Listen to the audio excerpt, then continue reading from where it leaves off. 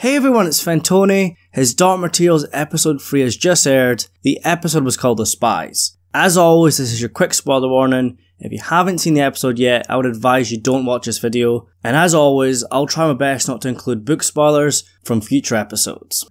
So this was a very Egyptian focused episode, and I will admit it might be my favourite of the 3 episodes so far. The first episode had all the hype because it was the first ever episode. I feel the second episode was a step up from the first, and the third one is a bit strange, it's hard to describe. When you watch the series back in maybe a few months or a few years time, you'll probably not remember episode 3 when it comes to all the big stuff, you'll probably forget about it. Because really, it's mostly a setup episode. I will admit I was worried about this episode. I felt they would rush to the north, but they gave the Egyptians the time they deserved. We're gonna get to Lee Scoresby and Yorick Bjornsson next week, and I can't wait for that. But this episode isn't wasting time. It's not one of those filler episodes. It is important. It might not be one of the most memorable episodes, like I said, in a few years' time, but it's extremely important.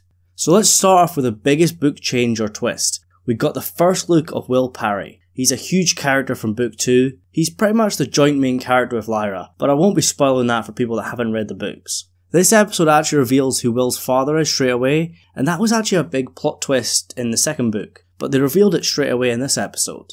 The man that Lord Borrell's been searching for is Grumman, and he's been revealed as Jon Parry from that world, the world that Lord Borrell travels to, which is likely our world, or as close as possible in that universe. This is actually a major twist at the end of book 2, and it was a pretty big deal. We didn't know who Grumman was, and it was a big deal for the story, but now we know who he is in the very first season. We know it's Jon Parry, we know that's Will's father.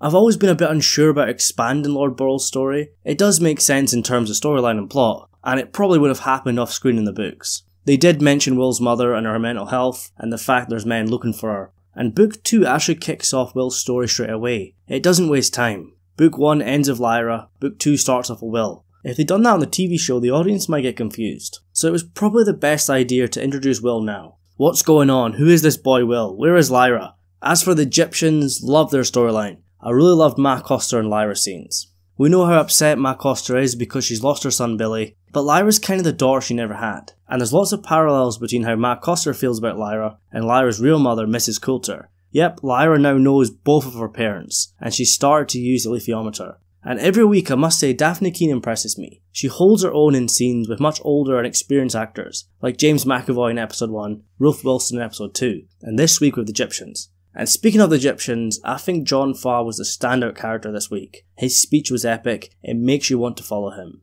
And I still think he's Billy Costa's father, and it seems like Billy's taken the role of Tony Makaros, who appears later. Tony's demon was called Rata, and that's what Billy's called on the TV show, so it's likely their roles are being combined.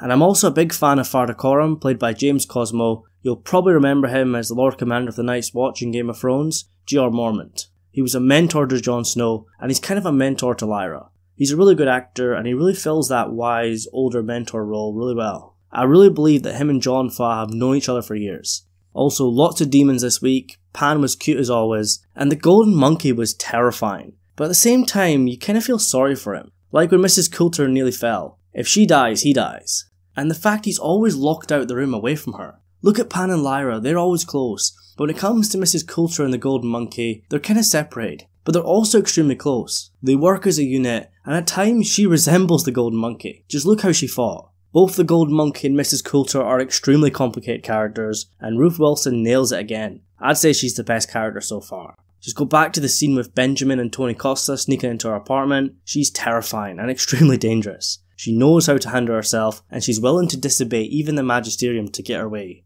The spy flies looked awesome. It's a very visual episode. Just take the reflection of the alethiometer in Lyra's eye as a great example. Or my favourite is the imagery when Mrs. Coulter and the gold monkey are smacking Benjamin and his demon. She's smacking him like a monkey. Can't wait to see more of Mrs. Coulter, and especially scenes of Lord Asriel. Of course, no James McAvoy this week. We probably won't see him until later on, likely episode 7 or 8. And remember, there will be 8 episodes in season 1. But I want you guys to let me know your thoughts on episode 3. Did you enjoy it? How do you compare it to the first 2?